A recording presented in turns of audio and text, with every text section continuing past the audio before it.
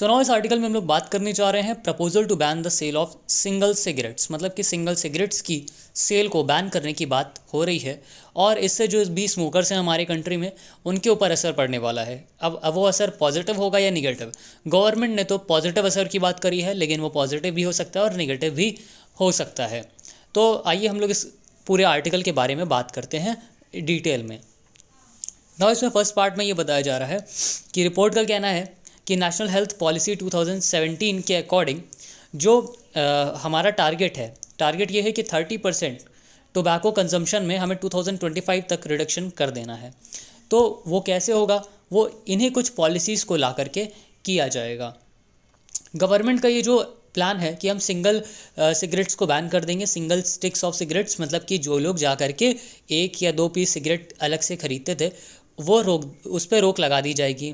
उस पर रोक लगाने से मतलब क्यों ऐसा गवर्नमेंट करना चाह रही है?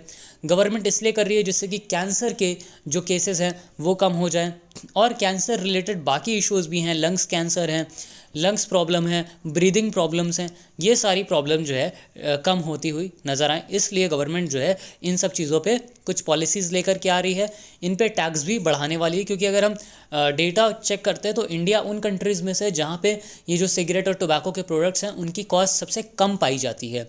मतलब कि सबसे सस्ते जो हैं वो इंडिया जैसी कंट्रीज़, इंडिया भी उन कंट्रीज़ में से आता है जो टोबैको के प्रोडक्ट सबसे सस्ते में बेचते हैं। तो ऐसी कंट्रीज़ में जो टोबैको की सेल है वो ज़्यादा ही होगी, सीधी सी बात है। तो इसलिए गवर्नमेंट जो है टैक्सेस बढ़ाने की भी बात इस पर कर रही है। तो आइए देखते हैं प्रपोजल में क्या है।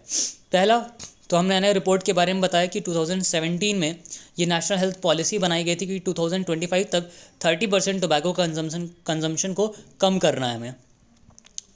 इसके बाद दूसरी बात क्या है? दूसरी बात यह है कि गवर्नमेंट और भी कुछ जगह को स्मोकिंग फ्री एरिया बनाने की कोशिश कर रही है, जैसे एयरपोर्ट, होटल, रेस्टोरेंट्स हो गए, और भी कई ढेर सारी स्मोकिंग फ्री पॉलिसीज़ लेकर के गवर्नमेंट आएगी और कई ऑर्गेनाइजेशंस को भी बोलेगी कि आप भी ऐसी पॉलिसीज़ को इम्प्लीमेंट करिए।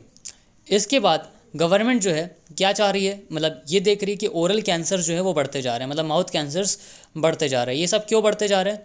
जिससे जो टोबैकोज़ वगैरह लोग कंज्यूम करते हैं उनकी वजह से ओरल कैंसर जनरली होते हैं।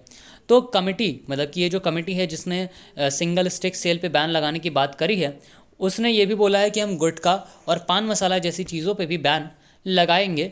डायरेक्ट और इनडायरेक्ट एडवर्टीजमेंट्स पे भी बैन लगाया जाएगा साथ ही साथ।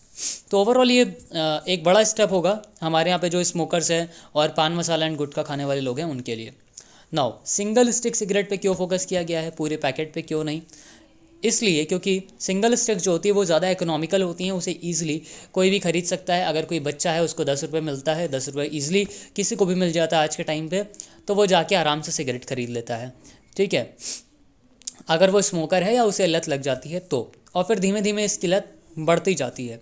लेकिन अगर वही एक बड़े पैकेट ख़रीदना होगा तो इसको पैसे ज़्यादा देने पड़ेंगे, और दूसरी बात बड़े पैकेट को छुपाना भी थोड़ा सा मुश्किल होगा। तो अगर वो, पहली बात तो ये सारी स्मोकिंग्स वगैरह हैबिट जो है लोग हमेशा छुपा के करते हैं, तो वो छुपाना भी थोड़ा सा डिफ़िकल्ट होगा। तो इस वजह से गवर्नमेंट का ये मानना है कि इससे जो सेल है और कंजम्पशन है उस पर कहीं ना कहीं डिक्रीमेंट देखने को मिलेगा। और WHO के हिसाब से, WHO का ये कहना है कि वैसे तो टोबैको, मतलब कि सबसे ज़्यादा टोबैको कंजम्पशन किससे होता है? स्मोकिंग सिगरेट से होता है। मतलब स्मोकिंग जो लोग करते हैं, सिगरेट्स पीते हैं, उनसे टोबैको का कंजम्पशन सबसे ज़्यादा होता है और इसमें निकोटिन पाया जाता है। निकोटिन जो होता है वो बहुत ही ज़्यादा एडिक्टिव होता है और लोग इसको छुटा नहीं पाते। इस आदत को अगर छोड़ना भी चाहते हैं तो उनके लिए छोड़ना बहुत ज़्यादा मुश्किल हो जाता है। सिर्फ और सिर्फ 4% यूज़र्स ही ऐसे होते हैं जो बिना किसी भी हेल्प के टोबैको का कंजम्पशन को क्विट कर पाते हैं, बाकी सारे नहीं कर पाते। ठीक है, लेकिन इसके साथ साथ इसके क्रिटिक्स भी हैं। क्रिटिक ये हैं कि कितना ही महंगा होगा एक पैकेट ऑफ सिगरेट्स परचेज़ करना, जहाँ पे लाखों लाखों शॉप्स हैं, हमें यहाँ पे लाख शॉप्स हैं जो टोबैको को सेल कर रही हैं।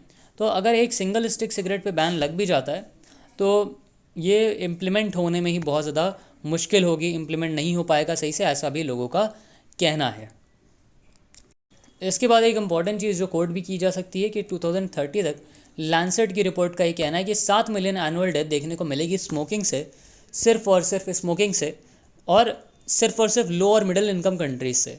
मतलब कि जिन कंट्रीज़ की इनकम लो है, ठीक है, अब इनकम लो है तो अब देखो जो डेवलप्ड कंट्रीज़ होती हैं वहाँ पे लोग अपने हाइजीन का भी ध्यान देते हैं, और स्मोकिंग जैसी हैबिट्स को भी वो ट्राई करते हैं कंट्रोल करने का, क्योंकि मतलब डेवलप्ड कंट्रीज़ होती हैं तो उन वहाँ पे लोग को थोड़े से नॉलेजेबल भी ज़्यादा होते हैं। ऐसे इंडिया के कंट्री केस में तो नहीं है, इंडिया के केस में, लेकिन हाँ इंडिया की पॉपुलेशन इतनी ज़्यादा है कि यहाँ पे लोग नॉलेजेबल तो हैं, साथ ही साथ आपको रूरल एरियाज़ के कुछ ऐसे भी लोग मिल जाएंगे या अर्बन एरियाज़ के ऐसे लोग मिल जाएंगे जिनके पास नॉलेज अभी नहीं है, ठीक है, या फिर वो पुराने ही उन पे चल रहे हैं।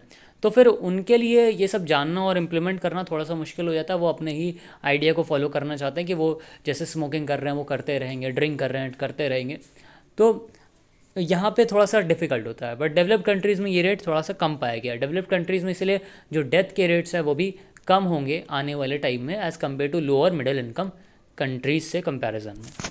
सो ये था हमारा single stick sale ban on cigarettes. Thank you very much.